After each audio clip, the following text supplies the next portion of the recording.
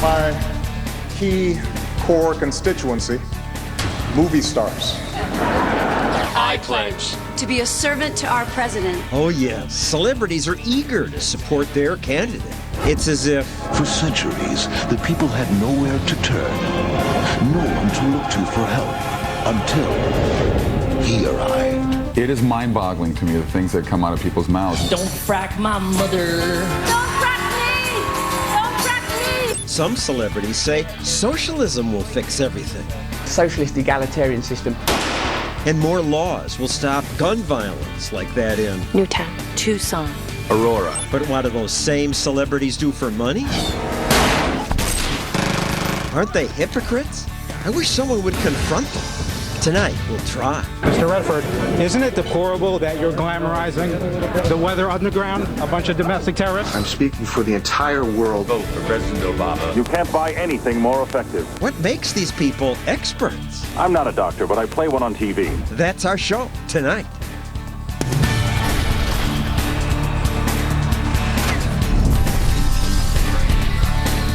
And now, John Stossel.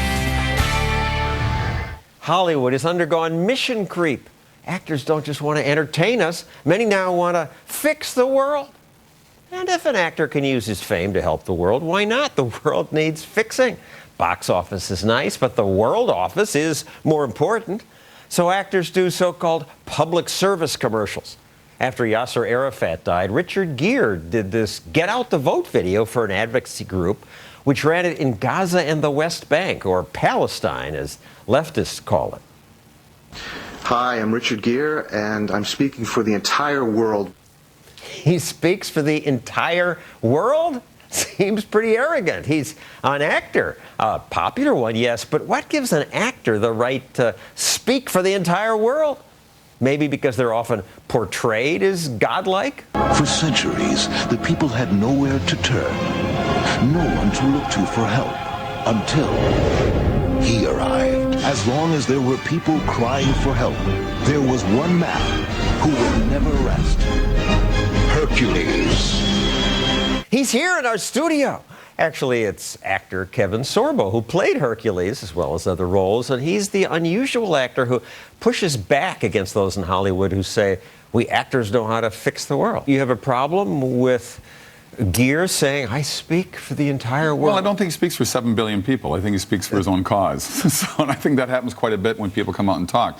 You know, you look at the actors that come out and went crazy over Bush with the war in Iraq and the WMDs that were supposedly supposed to be there but not there, and the uproar was huge, and they had commercials and everything like that, but you don't see any of them speaking out about Benghazi, for instance. I mean, Benghazi is a huge scandal in my book.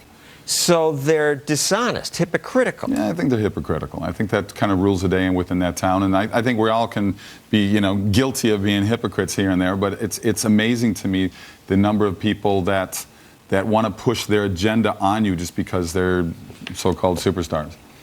And in Hollywood, they're always talking about tolerance. Mm-hmm. But they don't have tolerance for anybody that doesn't agree with them. And it's, as the freedom of speech goes as well. They will push freedom of speech and scream for it until they die. But if you disagree with what they say, they don't want to give you that same freedom of speech. And to me, it's like, be open to this. Look, I'm a true independent. I voted for Reagan. I voted for Clinton. I vote for, I honestly think, who's the best person running, period. But just saying I'm an independent in Hollywood is enough to make me lose work within that city. Really? Oh, yeah. There's no question about it. They will never come. Oh, it's come back to me. Trust me, it's come back to me. And I've been on sets where I get tired of people's opinions, and I don't get angry about it. I'll just point out where I think my viewpoint is going to be different than theirs. That's enough to get people to boom, shut off, turn off. They get angry. They get emotional. You're some and that's icky what, person. All they deal with is emotion. There's no facts that come along with it. When I came out and said I voted for Reagan, I was up in Canada actually, the other actors. They said, "You're against education." I went, "What? What do you mean I'm against education?" I have an after-school program called A World Fit for Kids. I work with over 12,000 kids. I have the best after-school program in the entire state. That you and your wife started for inner-city kids. For inner-city kids. Work with 12,000 kids. And the school district has a 54% dropout rate. We have a 98% graduation rate. But you're against education because you vote a certain way. It's the way. There's an indoctrination going on where they think they have to be this way and that way. But I keep asking, you know, socialism, where has it ever worked? And Hollywood, they don't have to worry about Obamacare. They can do all the messaging and promote it, but they don't care. That doesn't affect them. Probably the biggest cause in Hollywood is saving the earth, you know, climate change and all that. And here's a commercial done by a very fine actor, Harrison Ford. When rainforests get slashed and burned, it releases tons of carbon into the air we breathe. It changes our climate. It hurts. Every bit of rainforest that gets ripped out over there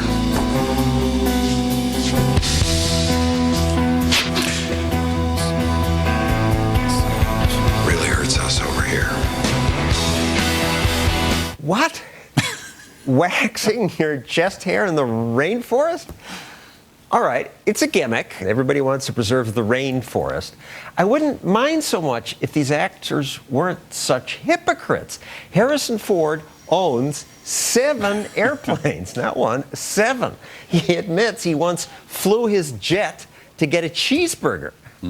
It makes me wish someone would confront actors about stuff like that. This spring, someone did. Mr. Ford, any other plans to get your chest waxed again? Thank you, sir. To bring awareness to climate change? Thanks for the question. You still fly to get a cheeseburger? I guess you're driving a Honda Odyssey. And Jordan, too. Absolves you of owning 7 aircraft. Is it still 7, Mr. Ford? How do you recommend that Americans keep up with your carbon footprint? The man asking those questions was Jason Matera, author of the bestseller Hollywood Hypocrites. Jason, Harrison Ford may be a hypocrite, but you're obnoxious.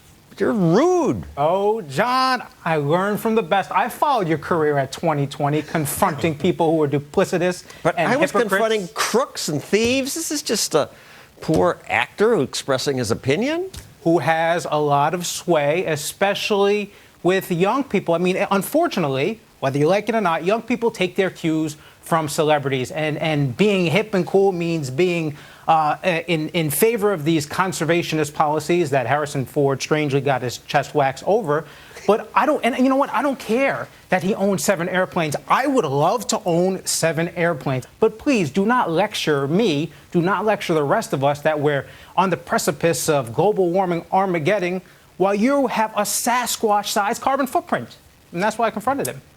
And what you do, nobody comes close to doing. The press treats actors differently. I mean, the paparazzi annoy them, but reporters don't question them much. They want the exclusivity. The interviews are generally patty cake sessions. They won't actually grill them on substantive policy positions that the actors themselves have taken. It's not like out of the blue. I mean, I would like someone to ask Harrison Ford a serious question about his own personal carbon footprint. I mean, you and I and Kevin, we would have to walk around spraying aerosol cans in the air all day long just to keep up with his giant carbon footprint. Well, with 7 jets, we'd have to do more than that. Kevin, you're an independent, as you said before. You voted for Republicans and Democrats, but that makes him very unusual in Hollywood. Overwhelmingly, they support liberal Democrats, President Obama certainly, and that led to another pledge. I pledge to be of service to Barack Obama. I pledge To be a servant to our president. and all mankind. Because together we can. That was part of the Yes We Can campaign, and I obviously have a problem with it since my book's titled, No, They Can't. It points out that, yes, we can, if we means individuals, but to President Obama and Hollywood, we seems to mean government, and that's a dangerous idea. And, Kevin, you're just not allowed to say things like that in Hollywood. You're not allowed to disagree with Hollywood, is what it really comes down to. It is mind-boggling to me, the things that come out of people's mouths and the way they promote and they push and they push and they push. And everything that they push for really doesn't have effect on them as per se. Because I've golfed with some of the big names, and I've told them, I said, you can afford to be a socialist. You're worth $100 million. And to sit there and push You said that to George Clooney. I said that to a few people out there. So it's George Clooney says, yeah, raise taxes on the rich people. It's weird. They'll drive the Prius to the Emmys or something like that, but they've got the private airplane. They've got the, and I don't begrudge people that. You know, I wish I had more. I wish I had a private airplane. Lots of celebrities advocate raising taxes on the rich to help the poor. Yet over the years, I've noticed that well-connected celebrities are quick to use obscure tax dodges. And here are 2 examples. Bon Jovi. who owns acres of land in New Jersey but pays only $100 in state property tax. Because he raises honeybees, he qualifies for a honeybee subsidy. Bruce Springsteen owns hundreds of acres of land but pays little tax on it because an organic farmer works his land. His poorer neighbors pay more. I'm not against anyone trying to lower their tax burden, but if you're Bon Jovi and you're Bruce Springsteen and you have not only publicly supported President Obama and campaigned for him and held rallies for him, but have decried tax cuts for the rich and have said, oh, they're robbing these poverty programs and the social contract with America is being destroyed, the middle class is harmed, and then you go and rob these very anti-poverty programs by calling yourself a farmer? I mean, come on. That's the type of hypocrisy that is frustrating to see, and why I wrote the book and are calling out these people on their duplicity. One final example. Some of the more activist left are so eager to promote anti-capitalist, they even glamorize people like Bill Ayers. His group, the Weather Underground, killed people and bombed buildings. Years later, President Obama held a fundraiser in Ayers' living room. So, sure enough, this year, Robert Redford came out with a movie based on the Weather Underground. In this clip, the terrorists are on the run. I don't think he's running away. I think he's trying to clear his name. Our government was murdering millions. We never betrayed each other, any of us, over all these years. Got him. You have a full green light. What are you willing to take a risk for? I saw an interview with him about this movie, Redford, about this movie, and he is behind 100%. He promoted it. He said it was good, it was a good thing, and that's just sad to me. What kind of statement is that saying, to sit there and promote somebody that was blowing up buildings and, you know, potentially hurting millions or hundreds of people? And I don't know, it's screwed up. It's so screwed up. It's sad to see what's going on. It's strange to me. So I give him credit. He invited me to Sundance to talk about my books, and he seems to have a somewhat. Well, he didn't talk to me when I was there, but he was there. But he allowed a sliver of the open debate. The sliver. Sundance. They give you a sliver, but they don't give you the full boat. That's for sure. It did make me wish that somebody would confront Robert Redford about this. Mr. Redford, isn't it deplorable that you're glamorizing the Weather Underground, a bunch of domestic terrorists? Are you going to make a movie about the Boston bombers next? The Boston bombers. So did Redford never responded? No, his entourage surrounded me, and they wouldn't let me get up close. But I think this goes beyond hypocrisy. There's just a human decency factor.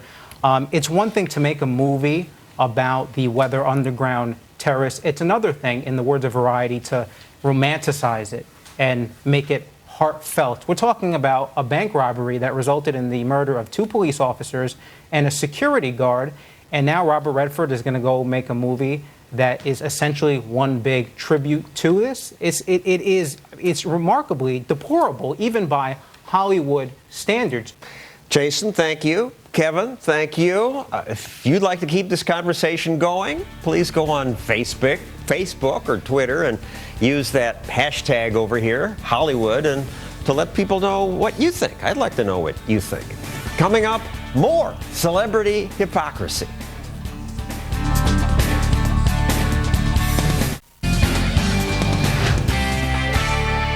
Climate change is causing ice to melt and sea levels to rise. And it will happen in our lifetime. In our lifetime.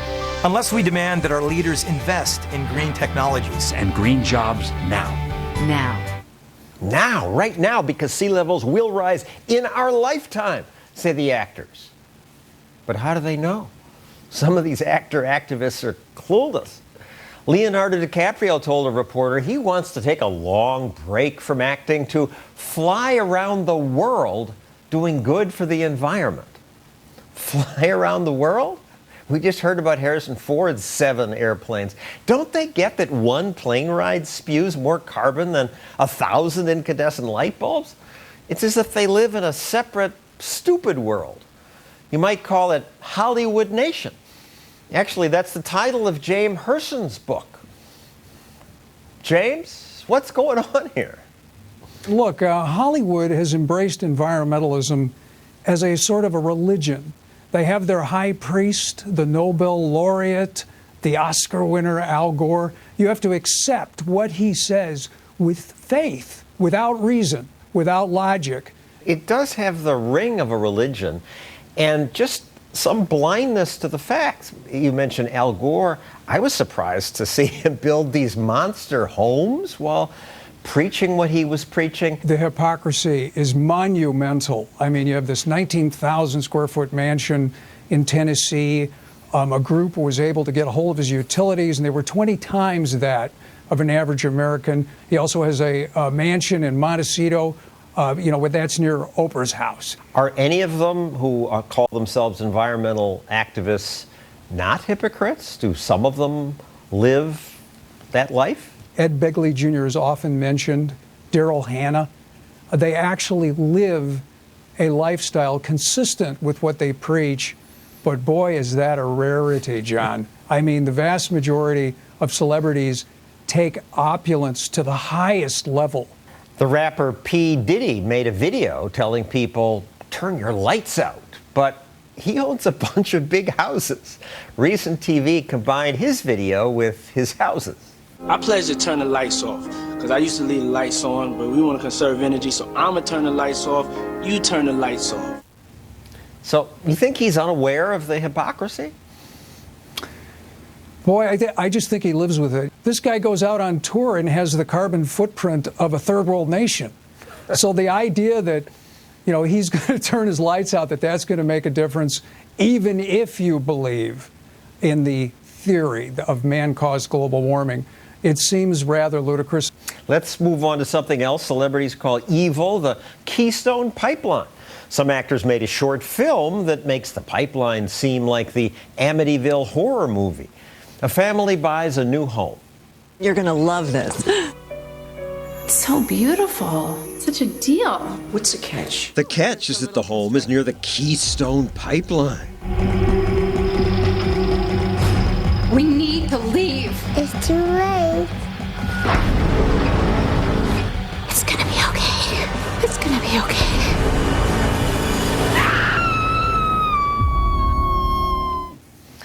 What galls me is that this bad science is pushed in video that a lot of people see by talented people. When you do something in a narrative form, using somebody like Wendy Malick, a recognizable actress, and you do it with this clever theme, as you said, that looks like a horror movie, it is very, very effective. So the people that are pushing the environmental agenda have a tremendous resource with the celebrities who are willing to do this kind of video and make it viral. One final example of it. America's biggest recent environmental and economic success, I would say, is fracking for natural gas. Fracking's allowed poor people to heat their homes for less, and it reduced America's carbon output.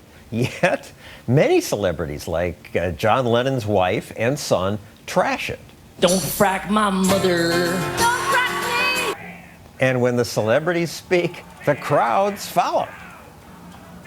Oh, they certainly do. They actually powerfully sway not only their followers, but others. When some celebrity like George Clooney, who recently spouted off on global warming, says something, it goes global. Unlike us non-celebrities who can't get the word out quite as effectively. So they are a resource. They are a great power. Thank you, James Herson.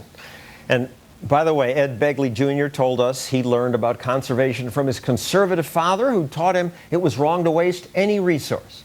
And we reached out to every other celebrity that I'll mention on this show, asked them about their hypocrisy. If they had a comment, not one responded to our questions. Coming up, Hollywood makes millions selling stuff to us, but at the same time, many celebrities say they despise profit. I say profit is a filthy word. Greed. That's just another word for it.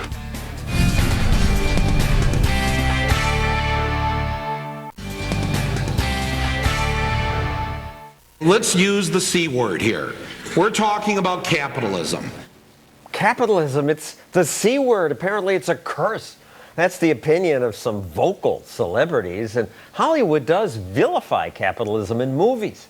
Capitalists create killer viruses. They sacrifice people to aliens. They spread leukemia. Capitalists chop down the last rainforest. And capitalists poison people. And yet, Hollywood thrives because of capitalism. They may sneer at profit, but they sure do chase it. To try to understand what's in their heads, let's turn to someone who's interviewed and mocked celebrities for years. Kennedy, once a VJ on MTV. What's with this contradiction? Oh, it's just as old as dirt, and it's so annoying. Movie stars who base their lives on how their movies do at the box office. This cutthroat competition, there is no industry more competitive than the film industry. And your films have to make money. And now movie stars don't even get salaries. They get points in their movies so they can make even more money.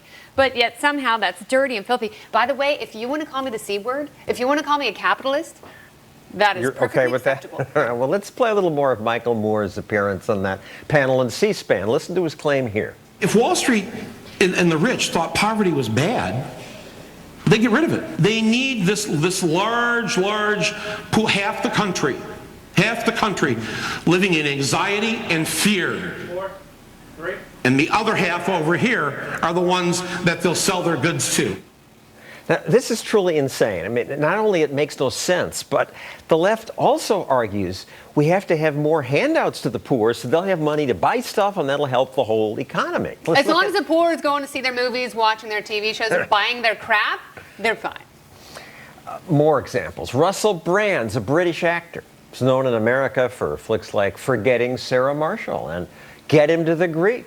He had his own TV show on the FX channel. It was canceled, but now he's developing a new show for FX, which is owned by Fox. Boss, what are you thinking? Anyway, Brand objects to capitalism, so a BBC interviewer asked him, what would you replace it with? That's all I'm asking. What's the scheme? You talk vaguely about revolution. What is it? I think a socialist egalitarian system based on the massive redistribution of wealth, heavy taxation of corporations and massive responsibility for energy companies and any company that's exploiting the environment. I think they should be I think the very concept of profit. They get a little tiny bit of knowledge and it becomes this watered down socialist drivel. And he is, in a sense, an attention whore. He's like the Paris Hilton of film. He wants a socialist egalitarian system. Egalitarian. And equal appeals to people. Well, it appeals to people when they're very young and idealistic and passionate and insane, which is what youth is supposed to be. But then when you grow up and pay taxes, people like Russell Brand no longer make sense. He's not a relevant person in entertainment anymore, so he has to say these things to get some kind of attention. Russell Brand is just a silly actor, but what about George Lucas? He's a smart businessman who's made billions and helped create Star Wars and Indiana Jones. Charlie Rose asked him this. You are, among people who know you, a billionaire who's not that crazy about capitalism. That's true. Tell me what. Well, I grew up in the 60s. I'm a very ardent patriot, but I'm also a very ardent believer in democracy, not capitalist democracy.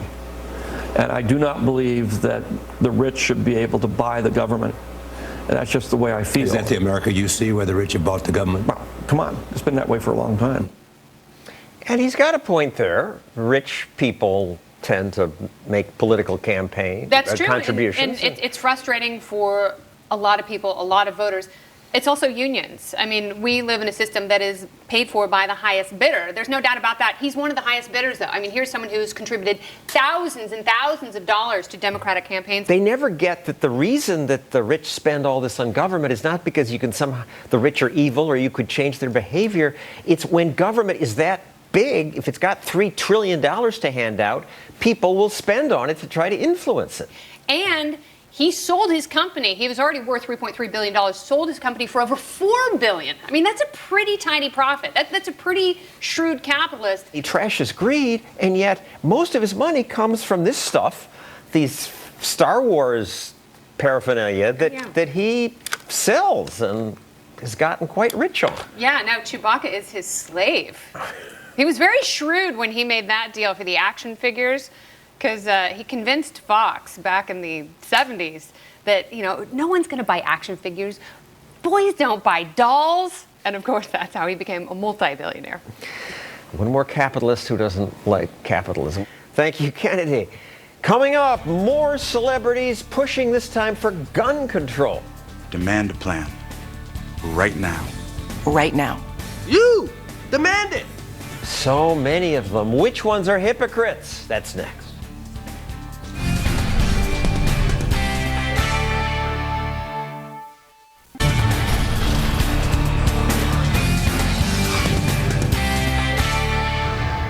If we had just done something yesterday, it's time. We can do better than this. We can do better than this.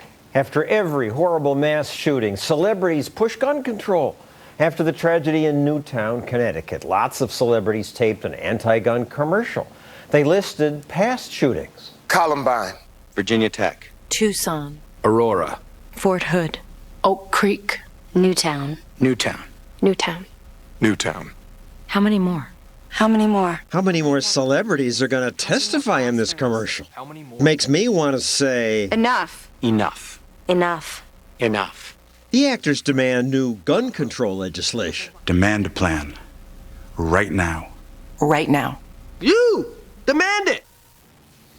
Now, I think they're just foolish to believe that one more plan would make us safer, but it's nice that they have a cause they believe in. Except many are hypocrites, says radio host and former Hollywood screenwriter Michael Medved. Michael, why? Well, they're hypocrites because they could do something. I demand a plan, and the plan is reduce the levels of gun violence in movies. In PG movies, the levels of gun violence just in since 2000, the year 2000, have gone up 300%.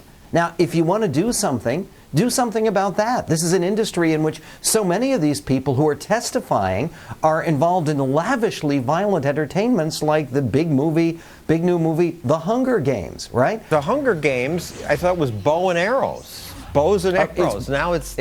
Bows and arrows and everything else. The point is that the general levels of violence and the specific levels of gun violence have never been higher in Hollywood. And yet these self-righteous hypocrites are testifying, demanding a plan from the government. You can do a plan in your own life. If you don't want to have guns, no one's forcing you to have guns. But they are concerned in typical left-wing fashion with what other people do and take no responsibility for what they do themselves. And for the record, there's no evidence to my knowledge that the violence in films leads to violence in real life. There's been more violence in films and video games, and violence in real life, fortunately, has been dropping. It's very, very true that people contest the idea that there is an actual relationship between violence on screen and violence in real life. But there is more evidence of that association than there is an association with widespread gun ownership and violence in real life. So after the celebrities' anti-gun PSA aired, someone re-edited the commercial, adding clips of what most of those actors have done in their films. Newtown. How many more classrooms? Okay, I can understand why people like that. How many more movie theaters? Here we go. Do it, yes. Here's one more video that seems hypocritical to me. Jim Carrey calls people who make guns the devil's profiteers. And on the ones who sell the guns, he'd sick the vultures and coyotes. Only the devil's true devotees could profiteer from pain and fear. On Twitter, he said, "This video is about you heartless motherfuckers unwilling to bend for the safety of our kids." Which is unbelievable. And you see, this goes to, it seems to me, the biggest difference between the libertarian right and the crazy left is, for those of us on the right, look, I do care about a bunch of issues. I care about the environment. So I plant trees and I pick up litter, right? But they care about what other people do. What is necessary as a message, it seems to me, for Americans regarding gun violence and everything else, is care about yourself. Make the difference that you can make rather than trying to compel other people to do what you want them to do. That desire to control other people is at the very, very heart of the statist and collectivist project, and boy, do I hate it. Me too. Thank you, Michael Medved. Next. Thank you, John. Let's play Real or Fake We'll test your knowledge of celebrity behavior with our game show. For example, this actor promotes a compostable tennis shoe with seeds embedded in its tongue. Real or fake?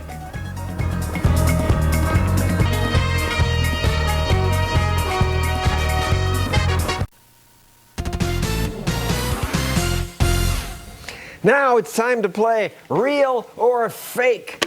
Sometimes celebrities do things that are so bizarre that if you didn't see it or hear it, you wouldn't believe it was real, like Harrison Ford waxing his chest to save the rainforest. So now I want to test you. Can you separate the real celebrity behavior from stuff I made up? Play the Real or Fake game along with tonight's Libertarian panel. Reason Magazine's Matt Welch, Special Correspondent Kennedy, and Camille Foster with Freethink Media. So, first question. Actor Charlie Sheen asked President Obama to investigate whether 9/11 was instigated by George W. Bush. Real or fake? Real? Yes, he did that. He made a 6-minute video about it. He said Osama bin Laden might have been working with the CIA. Oh, that's it. Next, Bill Gates offered $100,000 to the person who could invent a more pleasurable condom.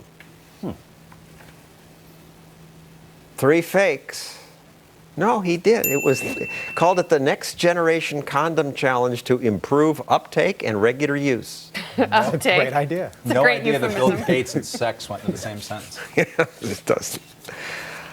Next one. Actress Evangeline Lilly, to raise money for street kids, auctioned off sexy underwear. Real or Totally fake? real. No doubt about that. And yes, we have a picture of that. This didn't surprise you. That's too random of a celebrity for that not to be real. Next. If you had said Whoopi Goldberg. Miley Cyrus played strip poker to raise money for a wait for the question, to raise money for a children's music charity. Kennedy got that one right. That's one that we made up here. Come on now. It sounded so real, though, didn't it? Since President Obama's limousine only gets 8 miles per gallon, Ed Begley Jr. started a petition campaign to get the president to trade in his limo for an electric-powered version. Real or fake? Sounds like a great idea.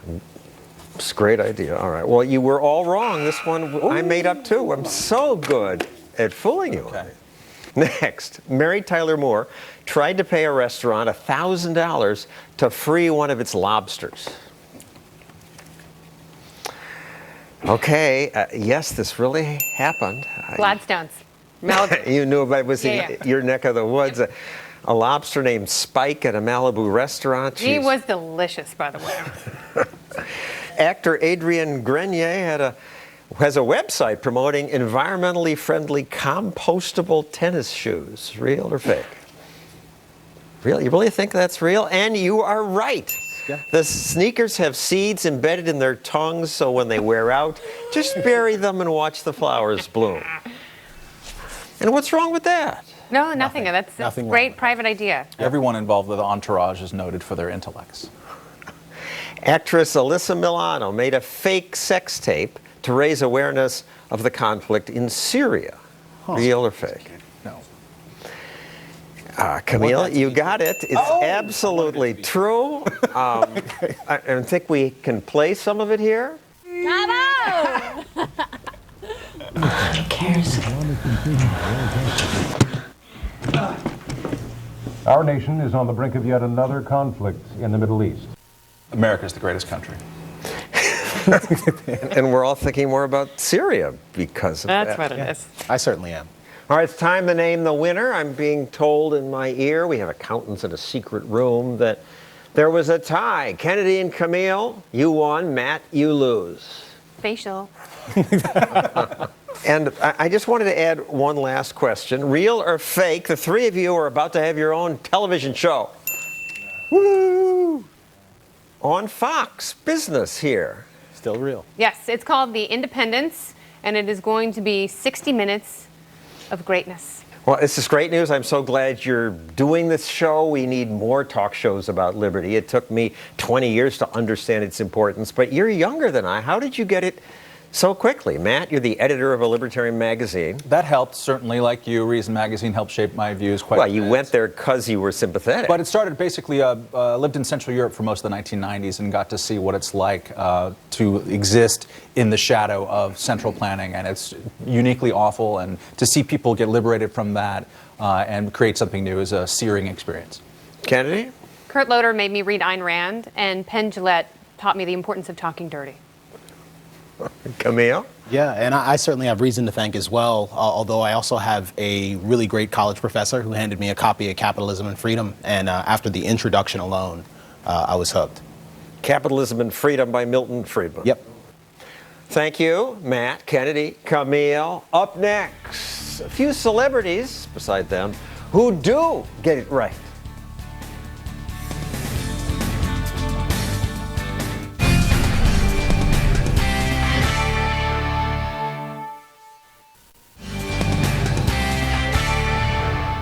I pledge to be of service to Barack Obama. I pledge to be a servant to our president. We are the ones. Those celebrities sure drank the Kool-Aid. Why do so many of them love politicians who push bigger government?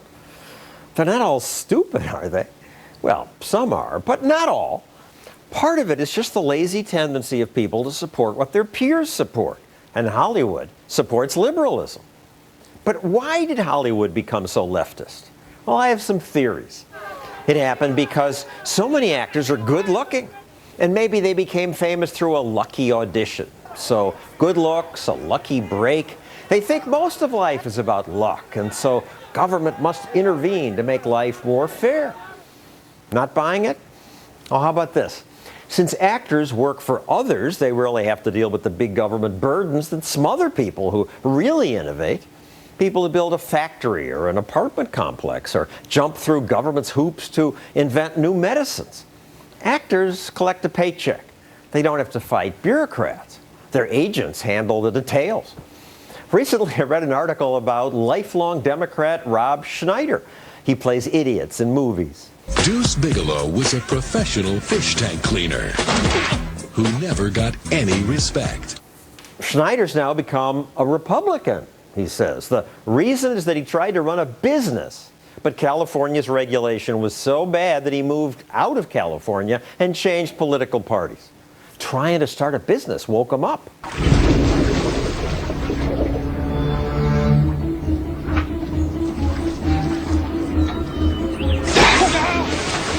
Finally, one more reason why Hollywood is so leftist. Acting is about connecting with people emotionally. And emotion's what liberalism is about. It's not about studying data. To me, America's coming entitlements bankruptcy is a math problem. It's just arithmetic. I add the numbers up, I can see disaster. But the emotional actor says, you want to limit our promised entitlements? You want to kill grandma. And they do a commercial depicting Paul Ryan pushing grandma off a cliff. Often they win through these emotional appeals. Okay, I know saying actors are leftist because they relate through emotions or they're good looking. It's not a scientific explanation of their liberalism, but that's all I got. If you got a better idea, tell us what you think on Facebook or Twitter. But let's end tonight's show with a sliver of good news. A few celebrities have revealed themselves to be libertarians or libertarian/conservatives, like Kevin Sorbo and Clint Eastwood and Tom Selleck. I'm told Kurt Russell's libertarian, but I'm not sure. I met Russell once in Newt Gingrich's office when Newt was Speaker of the House. Newt's no libertarian, but maybe Kurt is? Kurt, are you? And then there's the comedy star, Vince Vaughn. Everyone has a purpose in life. I guess I just haven't found mine yet. But now he has, on a radio show recently, he said this. I'm very supportive of Ron Paul. I think that what you come as you get older is you just get less trust in the government running anything. And you look at the Constitution and the principles of liberty, the real purpose of government is to protect the individual's right. Yes. And Vaughn went on to say, too many rules lead to government corruption and other unintended consequences. Vaughn gets it. For the first time in my life, I'm doing the right thing. Maybe there are more libertarians in Hollywood, but they're in the closet. They keep it secret. In Hollywood, if you don't march in step with the other liberals, you may not get work, as Kevin Sorbo said earlier. Just saying I'm an independent in Hollywood is enough to make me lose work within that city. Maybe that's why it's just well-established stars like Vaughn and Clint Eastwood and Sorbo who are willing to speak up. And performers like Drew Carey, who now works for Reason TV. You don't need a centralized government to tell us what to do all the time and to tell us, you know, what color to paint our house. Adam Smith Invisible Hand is a really good thing. It really is, but since the hand's invisible, maybe entertainers can't comprehend it. So let's close with one more who does. When statists said government must act to protect our privacy on the web, Penn Jillette did this riff. It is not the government's business to protect your privacy from Facebook. If Facebook does things that people don't like, everybody will leave Facebook and they'll go out of business. All you need here is free speech and free markets. Free speech and free markets. That is just about all we need. That's our show. See you next week.